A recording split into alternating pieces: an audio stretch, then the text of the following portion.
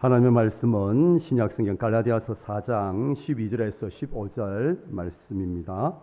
신약성경 306페이지입니다. 갈라디아서 4장 12절에서 15절 말씀 우리 한 절씩 교독하도록 하겠습니다. 찾으신 줄 알고 제가 먼저 12절 말씀부터 읽도록 하겠습니다.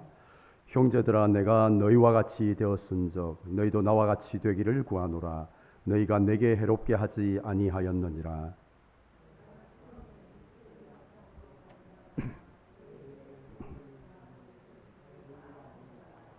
너희를 시험하는 것이 내 육체에 있어되 이것을 너희가 업신여기지도 아니하며 버리지도 아니하고 오직 나를 하나님의 천사와 같이 또는 그리스도 예수와 같이 영접하였도다.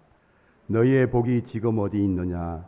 내가 너희에게 증언하노니 너희가 할 수만 있었더라면 너희의 눈이라도 빼어 나에게 주었으리라. 아멘. 잘 오셨습니다. 오늘도 말씀으로 은혜 베풀어 주실 줄 믿습니다. 우리 한번 이렇게 한번 축복했으면 좋겠습니다. 사랑하고 축복합니다.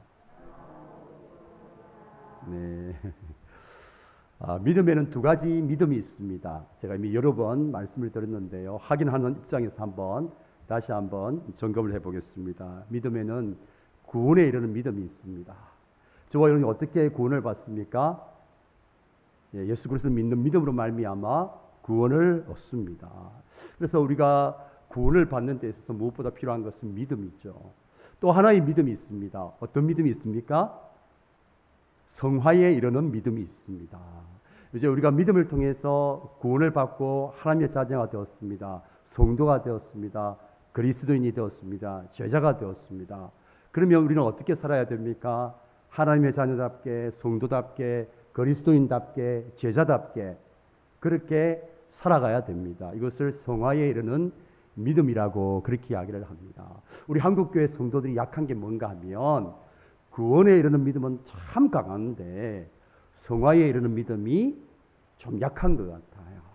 그러다 보니까 우리는 믿음을 생각할 때에 구원에 이르는 믿음만을 생각하다 보니까 믿음으로 구원받으니까 우리의 삶은 뭐 대충 살아도 구원받겠지. 어차피 믿음으로 구원받으니까 이렇게 구원파에서 이야기하는 그런 믿음을 가지는 분들이 많이 있어요. 여러분 그렇지 않습니다.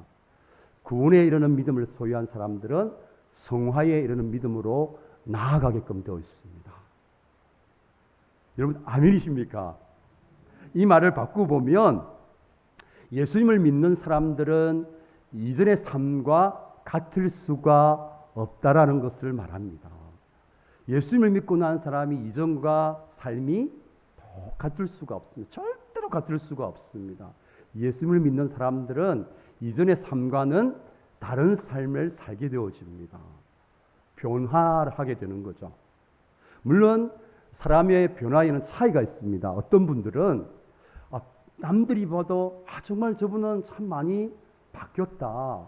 저분은 정말 참 많이 예수 믿고 많이 변화되었다. 그 변화를 느낄 만큼 아주 이렇게 변화가 많이 되신 분들이 있어요. 누가 봐도 정말 참 놀랍다. 정말 저분이 저렇게 변하다니 이렇게 우리가 변화를 느낄 수 있는 분들도 있고 또 어떤 분들은 저분은 예수님을 믿고도 별로 변하는 게 없는 것 같아라고 할 만큼 이 변화의 이게 폭이 아주 넓지 않은 분이 있어요. 하지만 분명한 사실 한 가지가 있습니다.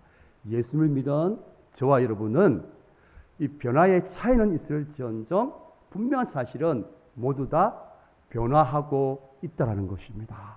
여러분 믿으시기를 축복합니다. 성화되어 가고 있어요. 저와 여러분들은 어떤 분들은 많이 성화되어 가고 있고 어떤 분들은 조금 성화되어 가고 차이에 있을 뿐이지 모두 다 성화되어 가고 있습니다. 변화되어 가고 있습니다. 여러분 이게 복음의 능력이에요. 여러분 참 복음은 사람을 변화시킵니다. 예수 그리스도의 은혜의 복음을 접한 사람들은 누구나 할 것 없이 모두 다 변화되어집니다. 이 복음의 능력이 있죠. 그럼 오늘 본문을 보시면 복음으로 말미암아서 변화된 바울이 나옵니다. 그 세상의 그 어떤 사람들보다도 정말 예수님을 믿는 사람들을 싫어하고 핍박했던 이 바울이 정말 아마 그 시대 사람들은 그렇게 생각했을 것 같아요. 다른 모든 사람들은 다 예수님 믿어도 저 바울만은 예수님 믿을 수 없을 거야. 그렇게 이야기했을 정도로 예수님을 믿는 사람들을 싫어하고 예수님을 대적했던 바울이 어느 날 하나님의 강권적인 은혜로 말미암아서 그 다메섹 도상에서 예수님을 만나고 그의 삶이 변화되어지게 됩니다. 이전과는 정말 다른 삶을 살게 되어지죠. 참 복음, 예수 그리스도의 그 은혜의 복음을 접한 바울의 삶 가운데 놀라운 변화가 찾아오게 됩니다. 자, 그런 바울이 오늘 갈라디아 교회 성도들 향해서 말씀하고 있는 내용이 12절 말씀입니다. 우리 12절 말씀을 같이 한번 읽어보겠습니다. 형제들아, 내가 너희와 같이 되었은즉 너희도 나와 같이 되기를 구하노라. 너희가 내게 해롭게 하지 아니하였느니라. 너희도 나와 같이 되기를 구하노라. 그렇게 말씀하셨어요. 한때 바울은 정말 예수 그리스도의 그 은혜의 복음이 아니라 참 복음이 아니라 거짓 복음, 다른 복음을 믿고 있었던 사람이었습니다. 그랬던 그 바울이 정말 율법을 지킴으로 인해서 구원을 받으려고 하는 잘못된 복음, 거짓 복음, 다른 복음을 믿고 있었던 이 바울이 예수님을 만나고 예수님의 그 은혜의 복음, 그 은혜의 복음을 접하고 난 이후에 변화된 삶을 살았던 바울이 이제 갈라디아 이 교회에 있는 성도들 향해서 너희도 지금의 잘못된 복음, 다른 복음을 버리고 정말 예수 그리스도 참 은혜의 복음을 붙들고 살라고 지금 권면을 하고 있는 거예요. 자, 그러면서 이제 13절부터 오늘 우리가 15절까지 보시면 어떤 내용이 나오느냐 하면 갈라디아 이 교회의 성도들이 처음 예수 그리스도의 은혜의 복음을 바울로부터 듣습니다. 바울로부터 전해 듣고 그 예수 그리스도의 은혜의 복음을 붙들고 믿음 안에서 살아가게 됩니다. 복음의 역사로 말미암아 갈라디아 성도들의 삶 가운데 놀라운 변화가 있었습니다. 그때의 일들을 지금 다시 회상하고 있는 거예요. 이 갈라디아 교회의 성도들이 지금은 이 참 복음이 아니라 거짓 복음, 예수 그리스도의 그 은혜의 복음이 아닌 다른 복음을 믿고 있었지만 처음에는 그렇지 않았다는 거예요. 처음에는 바울이 전해준 예수 그리스도의 그 은혜의 복음, 참 복음을 믿고 그들 가운데 놀라운 변화가 있었다는 것을 지금 다시 회상하고 있는 거죠. 복음으로 말미암아 갈라디아 성도들에게 어떤 일이 일어났는가, 어떤 변화가 있었는가. 오늘 먼저 그들은 바울의 연약함을 비판하지 않고 사랑으로 덮어주고 채워주고 했던 놀라운 변화가 있었습니다. 우리가 13절 말씀을 함께 읽겠습니다. 내가 처음에 육체의 약함으로 말미암아 너희에게 복음을 전한 것을 너희가 아는 바라. 당시 복음을 전하는 바울에게는 아주 치명적인 육체의 연약함이 있었습니다. 육체의 질병이 있었어요. 여러분, 신학자들은 이 질병이 무엇인가에 대해서 여러 가지 설명을 합니다. 어떤 일은 이 바울이 이 눈과 관련된 병이라고 그렇게 설명을 하는 학자가 있습니다. 우리가 아는 것처럼 다메섹 도상에서 예수님을 만날 때 그 빛이 너무나 강렬해서 눈이 다 두 눈이 멀잖아요. 그래서 아나니아의 안수를 통해서 눈이 나았지만 그때의 후유증으로 말미암아 이제 바울의 눈에 이 안질이 있었을 거다. 뭐 그렇게 보는 학자들도 있습니다. 뿐만 아니라 오늘 우리가 15절 말씀 보면 갈라디아 이 교회의 성도들이 바울에게 자신의 눈이라도 빼어주어 만큼 그런 이제 표현이 나와요. 그런 표현을 보면 아마 이 바울의 눈에 어떤 치명적인, 어쩌면 눈이 잘 보이지 않고 눈이 아주 어떤 심한 통증이 있는, 그래서 눈을 제대로 이렇게 보지 못하는 그런 이제 질병이 있었을 거라고 이제 보는 거죠. 또 어떤 한 설명은, 어떤 분은 이 바울이 갑자기 설교를 하다가 이 발작을 일으키는 거죠. 오늘날 지금 간질병이라고 그러죠. 멀쩡하게 설교를 하다가 갑자기 간질을 일으킨다고 한번 생각해 보십시오. 제가 막 단에서 여러분에게 막 말씀을 전하다 갑자기 간질을 일으키면 여러분 어떻게 되겠습니까? 얼마나 놀라고 얼마나 덕이 안 되겠습니까?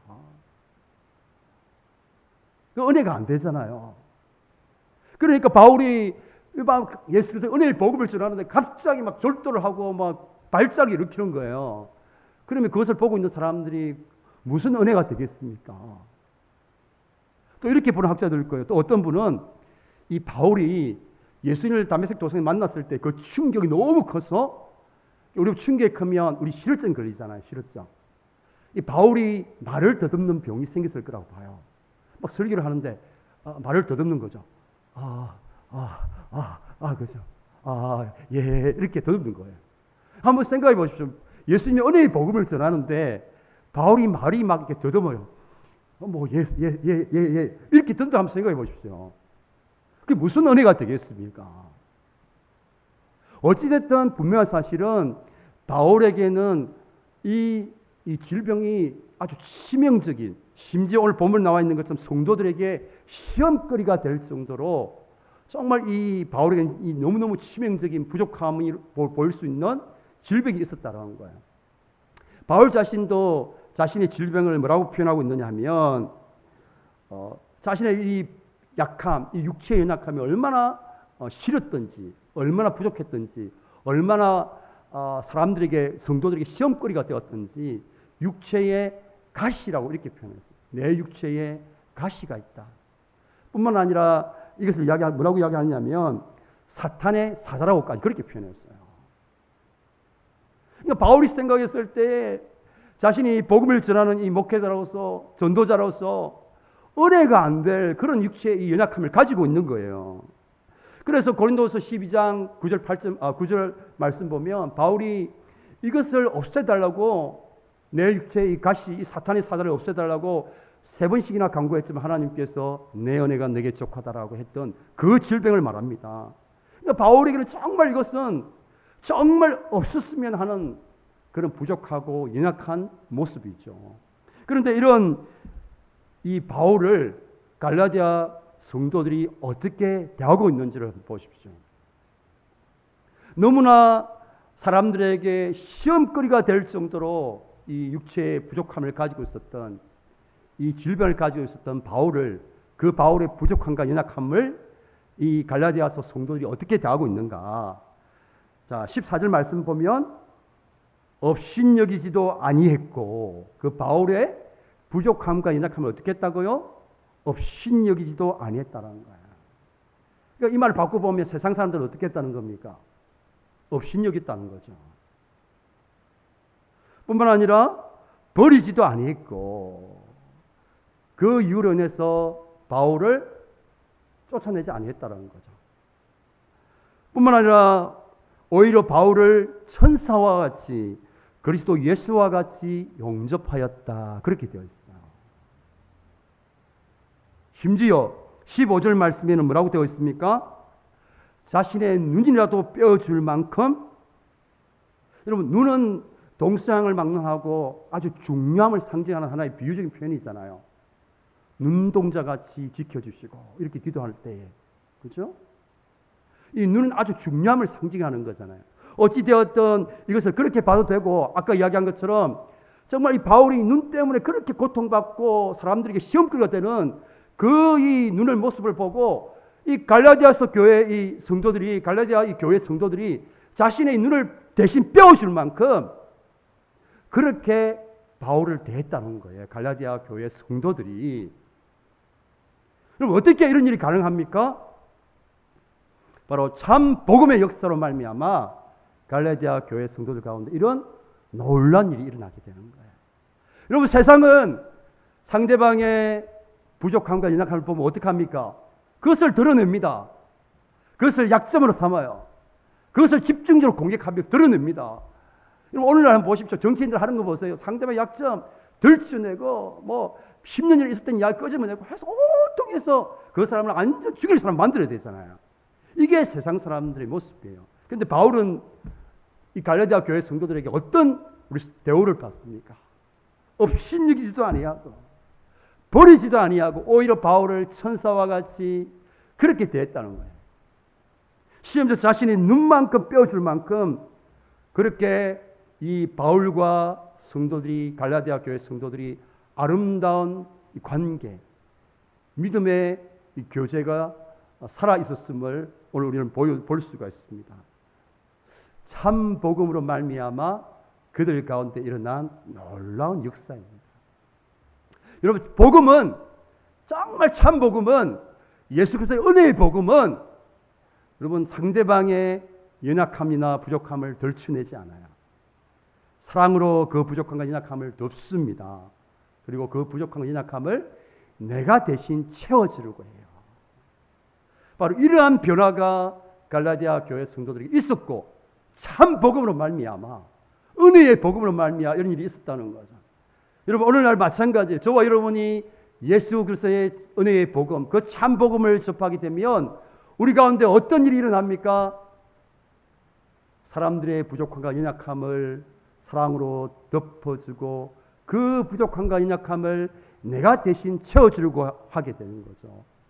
이것이 사실은 성도들이 나누는 믿음 안에서 나누는 교제를 말합니다. 여러분 그리스도의 교제는 세상의 계모인처럼 그저 인간적인 친밀함 그런 걸 말하는 게 아니에요.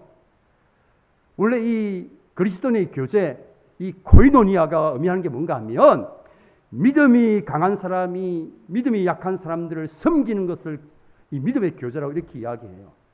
믿음이 약한 사람들의 부족함과 연약함과 허물을 덜쳐내고 비판하는 것이 아니라 사랑으로 덮어주고 내가 그 부족함과 연약함을 대신 채워주려고 하는 이것이 바로 그리스도의 믿음 안에서 나누는 교제입니다. 복음 안에서 누리는 교제예요.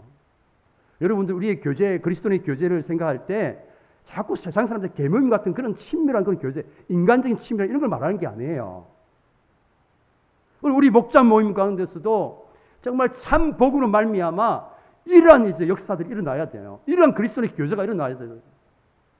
상대방이 우리 그 목장의 식구들의 그 부족함과 연약함을 우리가 사랑으로 덮어주고 내가 그 부족함과 연약함을 채우려고 하는 그런 모습들이 일어나야 되는 거죠. 이것이 바로 참 교회의 모습입니다. 여러분 믿습니까? 저 상대방의 부족한 모습 딱 꼬투리 잡아가지고 이게 이렇게 하는 세상 사람들의 모습이 있잖아요. 이건 인간의 죄 본성에서 나오는 모습이 있잖아요. 여러분 왜 참 복음, 그리스도의 은혜의 복음을 접하는 사람은 이런 삶을 살 수밖에 없는가? 여러분 한번 입장을 바꿔놓고 생각해 보십시오. 저와 여러분이 하나님에게 어떤 자들이었습니까? 저와 여러분이 존재가 하나님으로부터 저와 여러분은 어떻게 됩니까? 우리의 부족함과 연약함으로 인해서 철저하게 버림받고 우리의 죄의 본성으로 죄의 모습으로 말미암아 철저하게 이 심판당해야 되는 것이 저와 여러분의 모습이었어요. 그런데 하나님께서 예수 그리스도를 통해서 저와 여러분의 부족함과 연약함을 사랑으로 덮어주셨죠. 그리고 우리를 하나님의 자녀로 받아주셨어요. 이런 예수 그리스도의 참 복음, 은혜의 복음을 경험한 사람들은 다른 사람들의 부족함과 연약함을 사랑으로 덮고 그들의 부족함과 연약함을 내가 채워주려고 하는 섬기는 삶을 살게 되어 있는 것입니다. 갈라디아 교회 성도들이 처음으로 이 참 복음, 예수 그리스도의 은혜의 복음을 바울을 통해서 들었을 때 그들 가운데 이러한 역사가 있었습니다. 이러한 변화가 있었어요. 자, 두 번째, 참 복음으로 말미암아 어떤 역사가 일어났는가? 자, 이것을 알면 먼저 갈라디아 교회에 들어온 참 복음이 아닌 거짓 복음, 바울이 전해준 예수 그리스도의 은혜의 복음이 아닌 다른 복음이 갈라디아 교회 성도들에게 어떤 영향을 미쳤는지를 살펴볼 필요가 있어요. 제가 살펴본 것처럼 복음으로 말미암아 이 바울과 이 갈라디아 성도들의 관계가 참으로 아름다운 관계였어요. 성도들이 바울의 육체적인 연약함들을 더 사랑으로 덮어주고 오히려 그 연약함을 채워주려고 하는 성도의 아름다운 교제가 있었습니다. 말 그대로 이 관계에 풍성함이 있었던 그런 관계였습니다. 그러니까 아름다운, 정말 이 복음 안에서 아름다운 관계를 누렸습니다. 자, 하지만 그랬던 그들이 그들의 이 친밀한 관계, 정말 상대방의 연약함을 덮어주고 채워주려고 했던 그들의 관계가 자신의 눈까지 뼈줄 정도로 아름다웠던 이 성도와 이 성도 간의 이 관계가 복음 안에서 누렸던 그 친밀한 그 교제가 거짓 복음, 다른 복음을 접하고 난 이후에 이 아름다웠던 친밀한 풍성한 관계가 깨어지게 되는 일들이 일어나게 되는 것이죠. 그래서 20절 말씀처럼 언성을 높이는 관계가 되어버린 거예요. 20절 말씀 보면 내가 이제라도 너희와 함께 있어 내 언성을 높이려 함은, 그렇게 되어 있잖아요. 자신의 눈까지 뼈줄 만큼 그렇게 부족함을 사랑으로 덮고 부족함을 채워주려고 했던 그 아름다운 복음 안에서 누리는 그 풍성한 관계가 거짓 복음으로 말미암아, 다른 복음으로 말미암아 깨어지는 일이 일어나게 되는 것입니다. 여러분, 거짓 복음과 이 다른 복음은 항상 관계를 깨게 만들어 버립니다. 여러분, 어느 시대나 참 복음은, 예수 그리스도의 은혜의 복음은 서로 간의 사람들과의 관계를 풍성하게 세워져 갑니다. 참 복음은 사람들과의 이 깨어진 관계도 회복시킵니다. 막혀있던 담을 헐게 합니다. 그래서 예수 그리스도를 만난 사람들은, 예수 그리스도의 은혜의 복을 믿는 사람들은 사람들과 이 관계가 깨어지는 것을 참을 수 없어요. 성령께서 내버려 두시지 않거든요. 성령께서 관계를 반드시 회복하게 하십니다. 그래서 은혜의 복음을 접한 사람들은 먼저 상대방을 향해서 손을 내밀게 되는 거예요. 이게 참된 복으로 말미암아 일어나는 역사입니다. 참 복음은 우리로 하여금 관계를 아름다운 관계로 만들어져 가요. 성도와 성도들 간의 관계, 성도와 목회자의 관계를 아름다운 관계, 관계의 풍성함으로 세워져 가게 됩니다. 상대방의 부족함과 연약함들을 사랑으로 덮어주고 그 부족함을 내가 채워주려고 하는 그런 아름다운 이 믿음의 관계로 그렇게 세워져 가게 되는 것이 참된 복음의 역사입니다. 근데 거짓 복음은 어떻게 합니까? 그렇게 아름다웠던 관계도, 그렇게 풍성한 관계도 깨게 만들어버려요. 서로의 관계가 무너지게 만들어버립니다. 이것이 거짓 복음입니다. 갈등과 반목과 분쟁을 가져와요. 관계에 있어서 이 거짓 복음은. 그럼 멀리 가지 마시고 한번 이 대표적인 게 뭡니까? 신천지 아닙니까?